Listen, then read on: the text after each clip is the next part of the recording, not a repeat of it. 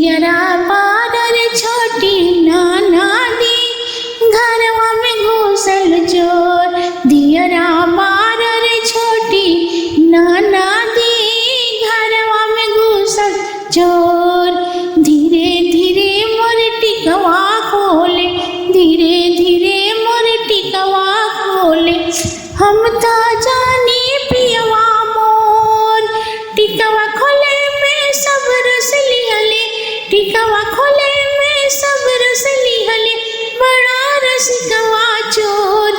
दियरा बारर छोटी नाना दो घरवा में घुसल चोर। दियरा बारर छोटी नाना दो घरवा में घुसल चोर। धीरे धीरे मोर झुमका खोले, धीरे धीरे मोर झुमका खोले, हम ता जानी पियवा मोर। अरे झुमका खोले में सब रस लिहले, झुमका खोले में सब रस लिहले, बड़ा रसिकवा चोर। दियरा बारर छोटी नाना दी घरवा में घुसल चोर। दियरा बारर छोटी नाना दी घरवा में घुसल चोर। धीरे धीरे मोरे हरवा खोले, धीरे धीरे मोरे हरवा खोले, हम ता जानी पियवा मोर। अरे हरवा खोले में सब रस लिहले, हरवा खोले में सब रस लिहले, बड़ा रसिकवा चोर।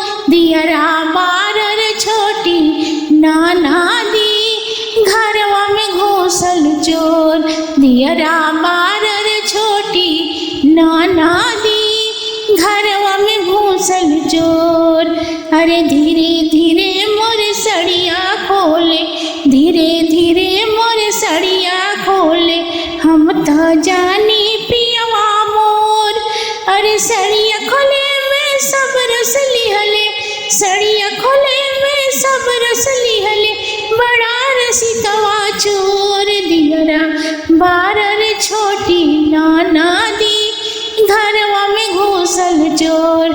दियरा बारर छोटी नाना दी घरवा में घुसल चोर। दियरा